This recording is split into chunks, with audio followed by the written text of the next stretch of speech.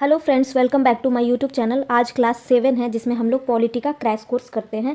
तो चलिए आज का क्लास स्टार्ट करते हैं, जिसमें हम लोग राष्ट्रपति की शक्तियों के बारे में पढ़ेंगे। तो पिछले क्लास में हम लोगों ने राष्ट्रपति भाग 5 के बारे में पढ़ा था, जिसमें राष्ट्रपति के बारे में बताया गया है, जिसमें कुछ कुछ हम लोग पढ़ लिए थे। जैसे महाभियोग के बारे में पढ़े थे, ये बहुत इंपॉर्टेंट चैप्टर था। तो और कुछ कुछ पढ़े थे और कुछ कुछ अभी बाकी है, जिसमें राष्ट्रपति की शक्तियाँ हैं, इस सब के बारे में अभी पढ़ना है। वीटो है, उस सब के बारे में पढ़ना है। तो चलिए आज का क्लास स्टार्ट करते हैं। राष्ट्रपति की शक्तियाँ, राष्ट्रपति की शक्तियाँ क्या क्या है, इसके बारे में हम लोग पढ़ना स्टार्ट करते हैं। राष्ट्रपति की विभिन्न शक्तियाँ, पावर ऑफ द प्रेसिडेंट। इसमें क्या है? कार्यकारी शक्तियाँ हैं। पहला क्या है? कार्यकारी शक्तियाँ। दूसरा क्या है? विधायी शक्तियाँ हैं। तीसरा है वित्तीय शक्तियाँ हैं। चौथा है न्यायिक शक्तियाँ हैं। पांचवा है सैन्य शक्तियाँ। छठा है राजनीतिक शक्तियाँ। और सातवां है आपातकालीन शक्तियाँ। आठवां है क्या है? विशेष शक्तियाँ। विशेष शक्तियाँ है आठवां। तो चलिए आठों शक्तियों के बारे में हम लोग डिटेल्स में पढ़ना स्टार्ट करते हैं। पहला है कार्यकारी शक्तियाँ, एग्जीक्यूटिव पावर्स।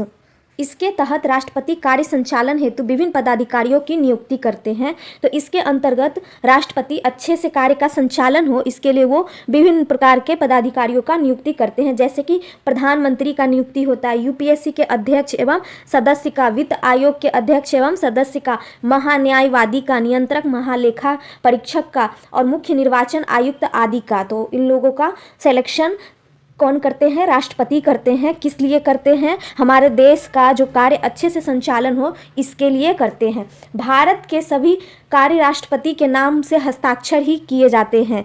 तो भारत के जितने भी कार्य होते हैं वो राष्ट्रपति के नाम एवं हस्ताक्षर से ही किए जाते हैं। दूसरा है विधायी शक्तियाँ। विधायी शक्तियाँ क्या है? इसके तहत राष्ट्रपति नियम कानून बनाने से संबंधित शक्तियों का प्रयोग करते हैं। विधायी शक्तियाँ में क्या आती है? नियम कानून जो बनती है वो विधायी शक्तियों में आते हैं। ये संसद के सत्रावसान तथा सत्राआहूत कहते हैं। ये संयुक्त अधिवेशन को बुलाते हैं। जब तक राष्ट्रपति हस्ताक्षर न कर दे तब तक विधेयक कानून नहीं बन सकता है। तो किसी भी कानून को पारित करने के लिए राष्ट्रपति का सिग्नेचर का जरूरत पड़ता है। राष्ट्रपति के हस्ताक्षर का होना कंपलसरी है। आर्टिकल 331 देखते हैं। अनुच्छेद 331 में क्या है? लोकसभा में 2 एंग्लो इंडियन का मनोनयन राष्ट्रपति के द्वारा होता है। तो लोकसभा में जो 2 एंग्लो इंडियन होते हैं उनका चयनित कौन करते हैं? तो राष्ट्रपति करते हैं। 104वां संविधान संशोधन 2019 के तहत आंग्ल भारतीय का प्रतिनिधित्व निरस्त कर दिया गया। अनुच्छेद 332 में क्या है? राज्य विधानसभा में SC/ST को आरक्षण राज्यपाल के द्वारा दिया जाता है। तो आर्टिकल 332 में क्या है? राज्यसभा विधानसभा में जो SC/ST जो होते हैं उनको आरक्षण दिया गया, वो किनके द्वारा दिया जाता है? तो राज्यपाल के द्वारा दिया जाता है। तीसरी शक्ति क्या है? वित्तीय शक्ति, फाइनेंशियल पावर्स है। इसके तहत राष्ट्रपति आपात स्थितियों में 500 करोड़ रुपया तक की राशि आकस्मिक निधि से दे सकते हैं। तो वित्तीय शक्ति जो है उसमें क्या लिखा गया है कि इसके तहत राष्ट्रपति आपातकालीन स्थिति जब होता है कभी भी, तो 500 करोड़ रुपया तक की आकस्मिक निधि दे सकते हैं, किसी को दे सकते हैं। और संरक्षित निधि से धन निकालने से पहले राष्ट्रपति से अनुमति लेना होता है। केंद्र तथा राज्य के बीच में टैक्स का जो बंटवारा होता है उसके लिए वित्त आयोग का गठन कौन करते हैं? तो राष्ट्रपति ही करते हैं। केंद्र और राज्य में जो टैक्स लगता है, CGST SGST जो लगता है, उसका बंटवारा के लिए जो वित्त आयोग का गठन किया जाता है, ये सब कार्य कौन करते हैं? तो वित्त आयोग का कार्य है ये टैक्स का काम करना, लेकिन उनका गठन कौन करता है? तो राष्ट्रपति करते हैं। ये सब किस में आता है? वित्तीय शक्ति के अंतर्गत आता है, जो कि राष्ट्रपति का शक्ति है, अहम शक्ति है। चौथा है न्यायिक शक्ति, जुडिशियल पावर्स। अनुच्छेद 72 के तहत राष्ट्रपति की क्षमादान शक्तियां हैं। तो न्यायिक शक्तियां हैं, जिसमें आर्टिकल 72 में लिखा गया है कि राष्ट्रपति क्षमा कर सकता है किसी को। राष्ट्रपति क्षमा करने से पूर्व गृह मंत्रालय से सलाह लेते हैं कि क्या है इसके बारे में, क्या कुछ ऐसा है कि हम क्षमा कर सकते हैं। वो सलाह लेते हैं और उनके पास ऐसी शक्ति है राष्ट्रपति का कि वो किसी को क्षमा कर सकते हैं। राष्ट्रपति 5 प्रकार से किसी सजा को माफ कर सकते हैं। कैसे? क्षमा है, जब राष्ट्रपति किसी भी सजा को पूरी तरह माफ करता है तो उसे क्षमा कहते हैं। अगर कोई क्राइम किया है कोई भी आदमी और कोर्ट में ये साबित होता है, लेकिन राष्ट्रपति अगर चाहे तो सजा को पूरी तरह से माफ कर सकता, तो ये क्षमा के अंतर्गत आता है। दूसरा है लघुकरण। लघुकरण में कैसे होता है, इसमें राष्ट्रपति सजा के प्रकृति को बदल देते हैं किंतु समय नहीं घटाते हैं। सजा जैसे फांसी होती है या फिर जेल में ही जो होती है उसमें थोड़ा सा कम कर देते हैं, थोड़ा सा उनको छूट दे देते हैं, लेकिन समय अगर 5 साल का सजा है तो 5 साल ही रहेगा सजा। एग्जाम्पल में है फांसी की सज़ा को आजीवन कारावास कर सकते हैं। किसी को अगर फांसी की सज़ा मिल रही है किसी क्राइम के लिए तो उसको वो कन्वर्ट करके उसमें वो फांसी की सज़ा को कन्वर्ट कर देंगे क्या चीज़ में, आजीवन कारावास में। 10 साल कठोर कारावास को 10 साल साधारण कारावास कर सकते हैं। 10 साल किसी का कठोर कारावास है तो उसको 10 साल का साधारण कारावास वो बना सकते हैं। तीसरा है परिहार। इसमें राष्ट्रपति समय घटाते, इसमें राष्ट्रपति किसी का समय घटा देते हैं किंतु प्रकृति नहीं बदलते हैं। अब किसी का 5 साल का कठोर कारावास है तो 5 साल का वो नॉर्मल कारावास कर देंगे, साधारण कारावास कर देते हैं। चौथा है परिहार। इसमें राष्ट्रपति समय घटाते हैं किंतु प्रकृति नहीं बदलते हैं। तो इसमें क्या होता है कि राष्ट्रपति समय घटा देंगे लेकिन प्रकृति नहीं बदलेंगे। जैसे कि किसी को 5 साल का अगर कठोर कारावास है तो 2 साल का कठोर कारावास कर देंगे, लेकिन वो कठोर कारावास से साधारण कारावास नहीं करेंगे। वो प्रकृति सेम ही रहेगा, जो भी सजा मिली है वही रहेगा, लेकिन उनका समय वो बदल सकते हैं। जैसे 10 साल का कठोर कारावास को वो 5 साल का कठोर कारावास कर सकते हैं। इसका प्रयोग फांसी की सजा पर नहीं हो सकता है। फांसी की सजा में नहीं होता है कि हाँ फांसी की सजा है किसी को तो उसको अब 5 साल की कठोर सजा दे देंगे, क्योंकि उसमें प्रकृति बदल जाती है, तो उसके तहत ये नहीं होगा। चौथा है विराम। किसी बंदी कैदी का यदि स्वास्थ्य अच्छा नहीं है तो उसके सजा को कुछ समय के लिए राष्ट्रपति रोक लगा देते हैं, जिसे विराम कहते हैं। अगर किसी भी बंदी या किसी भी कैदी का स्वास्थ्य अगर अच्छा नहीं है, स्वास्थ्य खराब हो गया है, तो उसके सजा को कुछ समय के लिए रोक लगा सकते हैं जब तक उसकी तबीयत सही ना हो जाए, तो उसी के तहत होता है, विराम के तहत होता है। पांचवा है प्रतिलंबन। इसमें क्या होता है, राष्ट्रपति जब फांसी की सजा को कुछ समय के लिए रोक लगा देते हैं तो उसे प्रतिलंबन कहते हैं।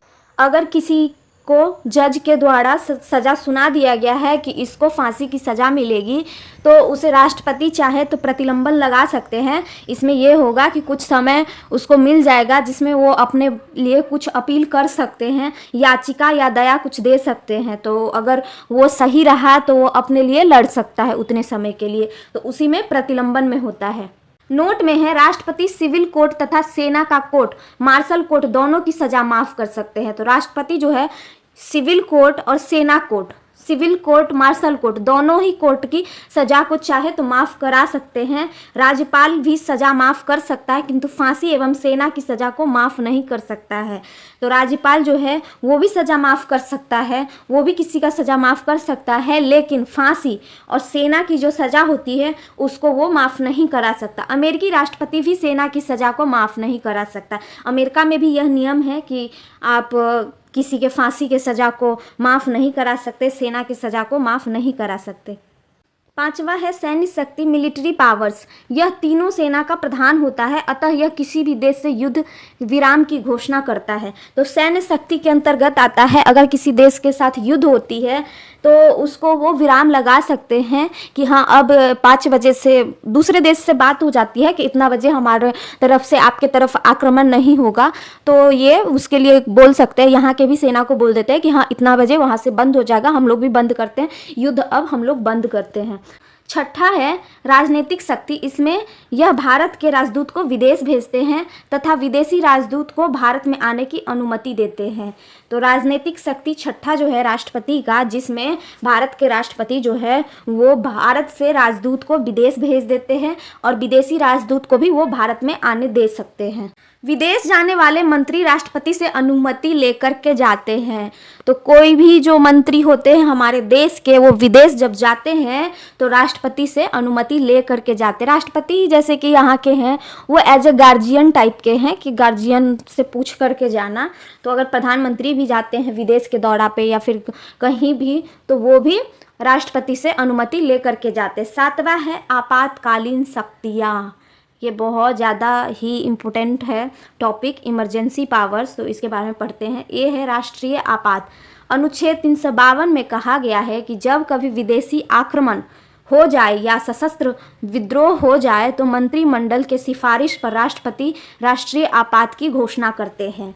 तो अनुच्छेद 352 में क्या कहा जाता है कि जब कभी भी विदेशी आक्रमण होता है हमारे देश पर या फिर सशस्त्र विद्रोह किया जाता है तो मंत्रिमंडल के सिफारिश से राष्ट्रपति राष्ट्रीय आपात की घोषणा कर सकते हैं। जैसे चाइना के साथ ही अगर युद्ध होता है तो कर सकते हैं, राष्ट्रपति आपातकालीन की घोषणा कर सकते हैं, तो ऐसा वो कर सकते हैं। या फिर पाकिस्तान के साथ ही होता है तो पूरे देश में वो चाहे तो लगा सकते हैं, आपातकालीन स्थिति लगा सकते हैं।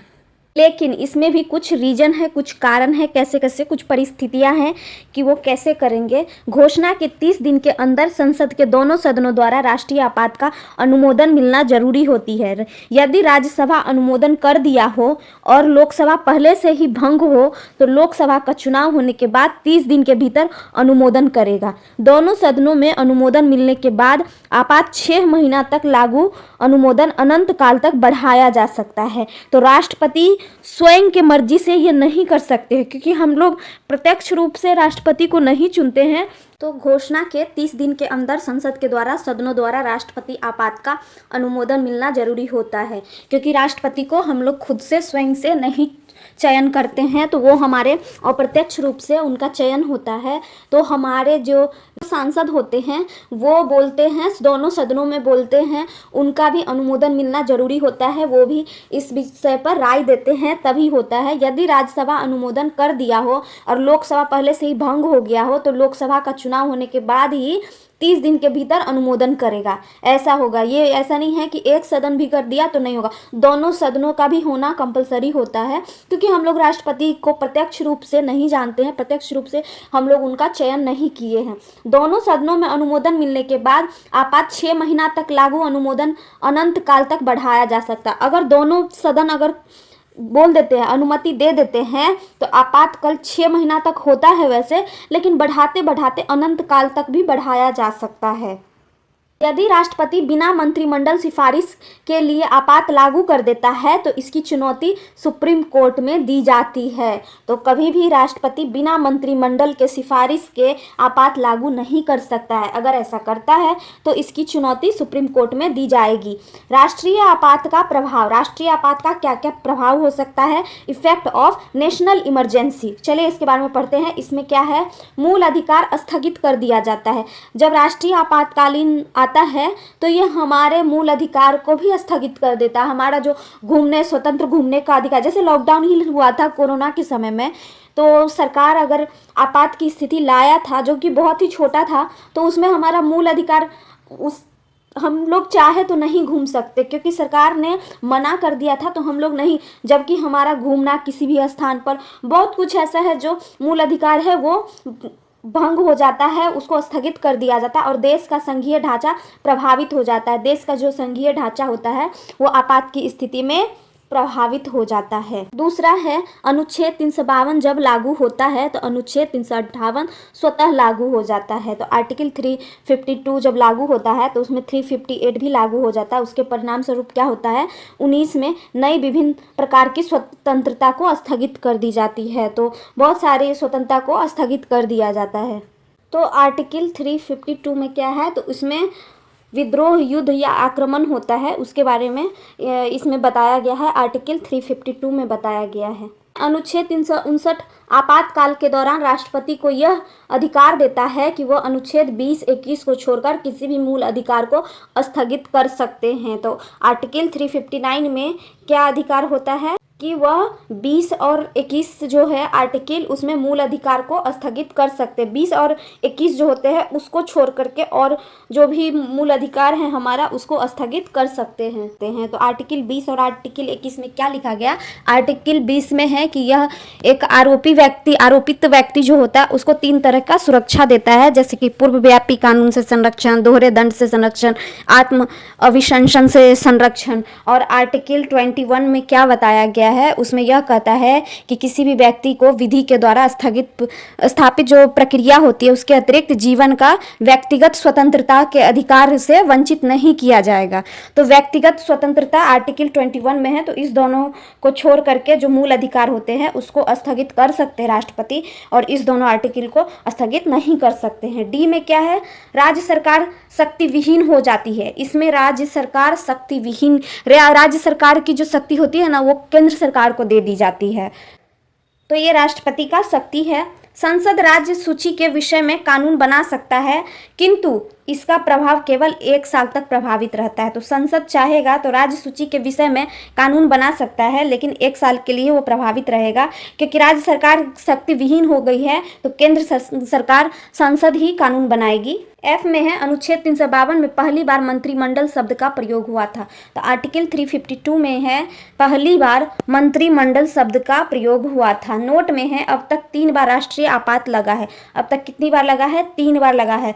कब कब लगा था? 1962 का जो युद्ध हुआ था, चीन जो आक्रमण किया था हमारे देश पे, तो उस समय चीन युद्ध के समय में आपातकाल की स्थिति आ गई थी, आपात लगाया गया था हमारे देश में। उसके बाद 1971 में लगा था, बांग्लादेश संकट में लगा था। तीसरा कब है? 1975 में लगा था, आंतरिक अशांति के समय लगा था।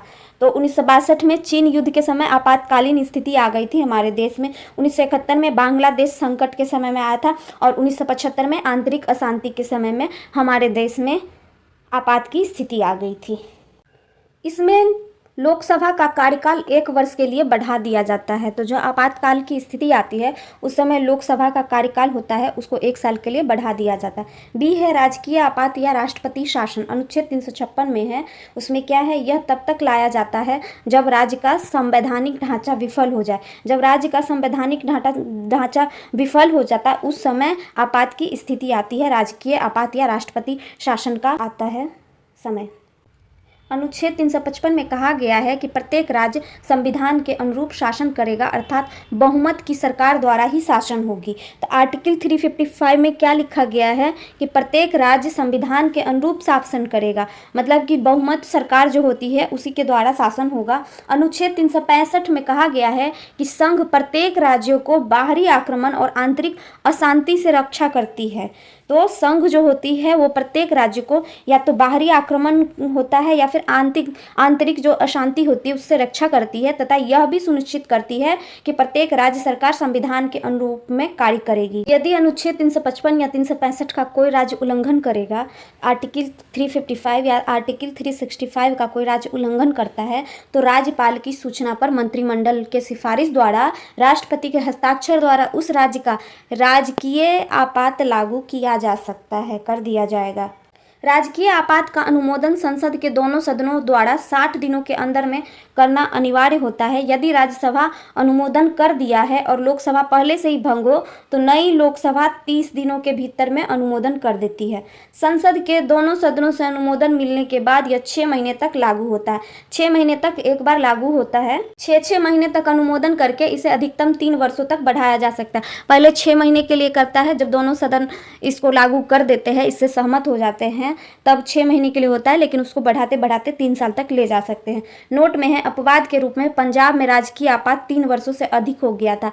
जब पेप्सू लगा था पंजाब में तो उस समय 3 साल से ज़्यादा आपात की स्थिति आ गई थी। तो ये एक्सेप्शन पीस है और ये अपवाद है। पहली बार राजकीय आपात कब लगा था? पेप्सू 1951 ईस्वी में लागू हुआ था।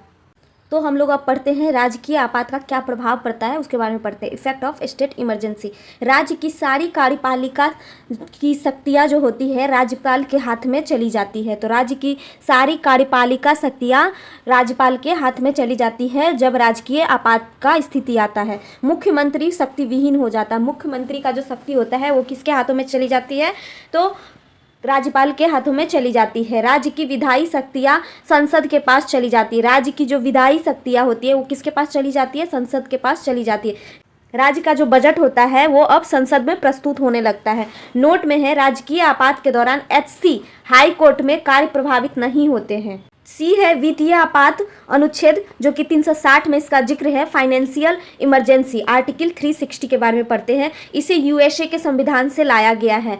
तो यूएसए के संविधान से क्या लाया गया है? वित्तीय आपात लाया गया है। यह तब तक लागू होता है जब देश के वित्तीय स्थिति बहुत खराब हो। जब देश का स्थिति बहुत ही खराब होगा वित्तीय स्थिति, तब वित्तीय आपात आता है, जो कि किसमें बताया गया है? तो आर्टिकल 360 में बताया गया है। इसे मंत्रिमंडल के सलाह पर राष्ट्रपति लाते हैं। तो ये मंत्रिमंडल के सलाह पर राष्ट्रपति लाते हैं। संसद के दोनों सदनों द्वारा 60 दिन के अंदर अनुमोदन मिलना आवश्यक है। यदि राज्यसभा अनुमोदन कर दिया जाए और लोकसभा पहले से ही भंग हो तो नई लोकसभा 30 दिनों के भीतर ही अनुमोदित करेगी। तो ये हर चीज में लागू होता है। संसद के दोनों सदनों द्वारा 60 दिन के अंदर अनुमोदन मिलना आवश्यक होता है। राज्यसभा और संसद दोनों का होना चाहिए। तो राज्यसभा अनुमोदन अगर कर देता है और लोकसभा अगर भंग है तो फिर लोकसभा को 30 दिन के अंदर भीतर ही अनुमोदित करना पड़ता है।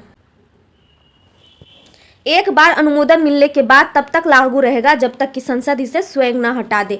अब तक वित्तीय आपात लागू नहीं हुआ है हमारे देश में। तो भारत में अभी तक कभी भी वित्तीय स्थिति नहीं आई है, दिक्कत नहीं हुई है हमारे देश को, इसीलिए कभी भी वित्तीय आपात भारत देश में नहीं हुआ है। वित्तीय आपात के प्रभाव, इम्पैक्ट ऑफ फाइनेंशियल इमरजेंसी क्या है? राष्ट्रपति के वेतन को छोड़कर शेष सभी कर्मचारियों का वेतन काट लिए जाते हैं। राष्ट्रपति का वेतन ऐसा है कि उनका वेतन नहीं काटा जाता है, बाद बाकी और जितने भी सरकारी कर्मचारी हैं उनका वेतन काट लिया जाता है जब भी अगर वित्तीय स्थिति आती है, देश में वित्तीय आपात आती है। वैसे हमारे देश में अभी तक वित्तीय आपात नहीं आया है कभी भी। सरकारी खर्च में कटौती कर लेती है। तो सरकारी खर्च जो होते हैं, सरकार जो खर्च करते हैं अपने देश को चलाने के लिए किसी भी काम में, उसमें थोड़ा कटौती कर लिया जाता है। टैक्स बढ़ा दिया जाता है, जनता पर टैक्स बढ़ा दिया जाता है ताकि पैसे की स्थिति थोड़ी अच्छी हो जाए देश के लिए।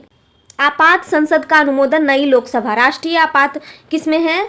आर्टिकल 352 में है। तो किसमें है? राष्ट्रीय आपातकाल किसमें आता है? आर्टिकल 352 में। इसमें 30 दिन के अंदर में अनुमोदन होना चाहिए संसद का। और नई लोकसभा अगर भंग है तो नई लोकसभा कितने दिन में हो जाना चाहिए? 30 दिनों में। राजकीय आपात किसमें है? 356 में। इसमें क्या है? 60 दिन के अंदर संसद का अनुमोदन होना चाहिए। और इसमें भी अगर लोकसभा पहले से भंग है तो उसको कितने दिनों के अंदर में नई लोकसभा का गठन करना होगा? 30 दिनों के अंदर में। वित्तीय आपात आर्टिकल कितना में है? 360 में। 360 में वित्तीय आपात है, जो कि अभी तक हमारे भारत देश में कभी भी वित्तीय आपात नहीं आया है। ये भी संसद का अनुमोदन इसमें 60 दिन में होना चाहिए।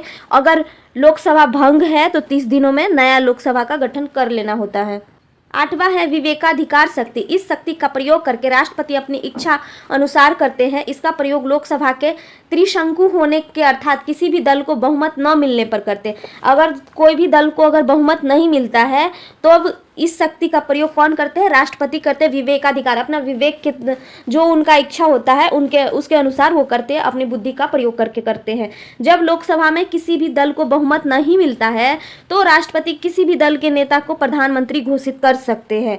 तो जब लोकसभा में किसी भी दल को बहुमत नहीं मिलेगा तो राष्ट्रपति अपने इच्छा अनुसार किसी भी दल के नेता को प्रधानमंत्री घोषित कर सकते हैं। और 30 दिन के भीतर उन्हें बहुमत सिद्ध करने को कहा जाता है। 30 दिनों के अंदर वो अपना चाहे तो मिलाप करके दूसरे से बहुमत बना सकते हैं, उनको मौका दिया जाता है। यदि वे 30 दिन के भीतर बहुमत सिद्ध कर दिए तो वह प्रधानमंत्री के पद पर बने रहेंगे, अन्यथा दोबारा चुनाव कराया जाएगा। राष्ट्रपति की वीटो शक्ति। राष्ट्रपति की वीटो शक्ति क्या है इसके बारे में देखते हैं। Veto power of the president. Veto क्या है? यह लैटिन भाषा का एक शब्द है जिसका अर्थ होता है रोकना। अगर राष्ट्रपति कुछ रोकता है उसको वीटो कहते हैं। भारत के राष्ट्रपति को वीटो संबंधित अधिकार अनुच्छेद कितना में है? 111 के तहत प्राप्त है। तो आर्टिकल 111 में क्या है? वीटो शक्ति है जो कि भारत के राष्ट्रपति को प्राप्त है। विधेयक को रोकने की शक्ति को वीटो शक्ति कहते हैं। विधेयक को जो रोकते हैं उस शक्ति को वीटो शक्ति कहते हैं। यह 3 प्रकार का होता है। देखते हैं कौन कौन से प्रकार का होता है। एक है अत्यंतकारी वीटो। अत्यंतकारी वीटो, अब्सोल्यूट वीटो। राष्ट्रपति जब विधेयक को पूरी तरह रद्द कर देता है, अगर राष्ट्रपति किसी विधेयक को पूरी तरीके से रद्द कर देता है तो उसे अत्यंतकारी वीटो कहते हैं। अब इसे समाप्त कर दिया गया, अब ये नहीं है। निलंबकारी वीटो। राष्ट्रपति जब पुनर्विचार के लिए जब विधेयक को लौटाते हैं तो उसे निलंबकारी वीटो कहते हैं। जब राष्ट्रपति पुनर्विचार के लिए विधेयक को लौटाते हैं तो उसे निलंबकारी वीटो कहते हैं। तीसरा क्या है? जेबी veto, pocket veto. Pocket veto क्या है? जब राष्ट्रपति किसी विधेयक पर न अपना हस्ताक्षर करे और न ही उसे पुनर्विचार के लिए लौटाए बल्कि उसे अपने ही पास रख ले तो उसे जेबी वीटो कहते हैं। इसका प्रयोग बहुत करते हैं राष्ट्रपति, बहुत बार इसका प्रयोग करते हैं क्योंकि वो किसी विधेयक को ना वो सिग्नेचर करना चाहते हैं और वो जानते हैं कि लौटा देंगे तो फिर से वो लेकर के आ जाएगा, तो वो पॉकेट वीटो कर लेते हैं उस समय में। डाक संशोधन विधेयक 1986 में राष्ट्रपति ज्ञानी जैल सिंह ने जेब वीटो का उपयोग किया था। तो ये पॉकेट वीटो का उपयोग किसने किया था? 1986 में राष्ट्रपति ज्ञानी जैल सिंह ने किया था। नोट में है, राष्ट्रपति के पास संविधान संशोधन विधेयक के लिए को वीटो शक्ति प्राप्त नहीं है। तो राष्ट्रपति के पास जब संविधान संशोधन विधेयक होता है, जब संविधान संशोधन की बात होती है, तो उसके लिए वीटो शक्ति प्राप्त नहीं है। ऐसा नहीं कि वो रोक देंगे किसी संविधान संशोधन को, वो नहीं कर सकते हैं। 24वें संविधान संशोधन अधिनियम 1971 के तहत संविधान संशोधन पर राष्ट्रपति को स्वीकृति देना बाध्यकारी बना दिया है। विशेषाधिकार शक्ति, राष्ट्रपति पर दीवानी मुकदमा चलाया जा सकता है, किंतु फौजदार मुकदमा कार्यालय के द्वारा नहीं चलाया जा सकता है। तो विशेषाधिकार शक्ति क्या है कि राष्ट्रपति पर दीवानी मुकदमा चलाया जा सकता है, लेकिन फौजदारी मुकदमा जो होता है वो उनके कार्यकाल में जब तक रहेंगे, अपने कार्यकाल में जब तक वो राष्ट्रपति के पद पर रहेंगे तब तक उन पर नहीं चलाया जा सकता। फौजदारी मुकदमा कार्यकाल समाप्ति के बाद चलाया जाएगा। जब वो पद से इस्तीफा दे देते हैं या हट जाते हैं तब उन पर भी फौजदारी मुकदमा चलाया जा सकता है, अर्थात यह अनुच्छेद 14 का उल्लंघन है। तो आर्टिकल 14 है कि सब पे चलाया जाएगा, लेकिन इसका उल्लंघन है।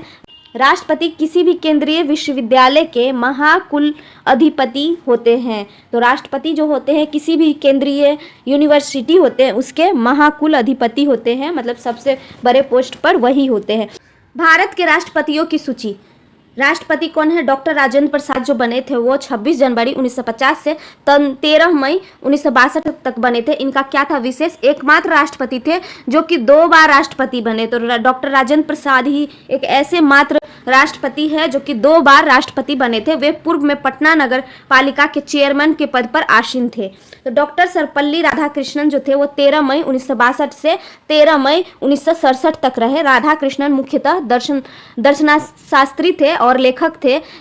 आंध्र विश्वविद्यालय और काशी हिंदू विश्वविद्यालय के कुलपति भी रह चुके हैं, इससे पहले वो यही थे। जाकिर हुसैन जो थे 13 मई 1967 से 3 मई 1969 ईस्वी तक रहे थे। जाकिर हुसैन अलीगढ़ मुस्लिम विश्वविद्यालय के कुलपति रहे और पद्म विभूषण और भारत रत्न के भी प्राप्तकर्ता थे। तो उन्हें जाकिर हुसैन को पद्म विभूषण और भारत रत्न भी मिला हुआ है। 1969 में पद पर रहते हुए उनकी मृत्यु हो गई थी। उसके बाद आए, जब इनकी मृत्यु हो गई जाकिर हुसैन की, तो उसके बाद कौन आए थे? वराहगिरी वेंटगिरी आए थे, कार्यवाहक के रूप में आए थे, जो कि 3 मई 1969 से 20 जुलाई 1969 तक रहे। वीवी गिरी पदस्थ राष्ट्रपति जाकिर हुसैन की मृत्यु के बाद कार्यवाहक राष्ट्रपति बने। वह द्वितीय वरीयता से जीतने वाले पहले राष्ट्रपति थे। मोहम्मद हिदायतुल्लाह जो थे ये कार्यवाहक उसके बाद बने, जो कि 20 जुलाई 1969 से 24 अगस्त 1969 तक रहे। तो हिदायतुल्लाह जो भारत के सुप्रीम कोर्ट के मुख्य न्यायाधीश और ऑर्डर ऑफ ब्रिटिश इंडिया के प्राप्तकर्ता थे, तब वो कार्यवाहक बने थे। इसके बाद कौन आए थे? तो वराहगिरी वेंकटगिरी आए थे, जो कि कब आए थे? 24 अगस्त 1969 से 24 अगस्त 1974 तक आए थे। गिरी एकमात्र व्यक्ति थे जो कार्यवाहक राष्ट्रपति व पूर्णकालिक राष्ट्रपति दोनों बने रहे। तो ये कार्यवाहक राष्ट्रपति भी बने रहे और पूर्णकालिक राष्ट्रपति भी बन गए। वह द्वितीय वरीयता से जीतने वाले पहले राष्ट्रपति थे। कौन? वराहगिरी वेंकटगिरी। तो चलिए अब हम लोग राष्ट्रपति के बारे में पढ़ लिए, जो कि किसमें इसका जिक्र था? तो भाग 5 में हम लोग राष्ट्रपति के बारे में पढ़े हैं। तो भाग 5 में ही हम लोग और भी पढ़ेंगे, जिसमें उपराष्ट्रपति के बारे में भी पढ़ने वाले हैं। तो राष्ट्रपति का भी टॉपिक बहुत लंबा था। राष्ट्रपति की शक्ति, वीटो, महाभियोग, बहुत कुछ हम लोग पढ़े हैं। तो चलिए अगले क्लास में हम लोग उपराष्ट्रपति के बारे में पढ़ना स्टार्ट करेंगे, जिसका है 63 आर्टिकल से 70 आर्टिकल तक दिया गया है वाइस प्रेसिडेंट के बारे में। तो चलिए अगले क्लास में हम लोग ये सब पढ़ेंगे। वीडियो अगर अच्छा लगा हो तो वीडियो को लाइक करें, चैनल को सब्सक्राइब करें, बेल आइकन दबाना ना भूलें। मिलते हैं अगले वीडियो में, तब तक के लिए थैंक यू।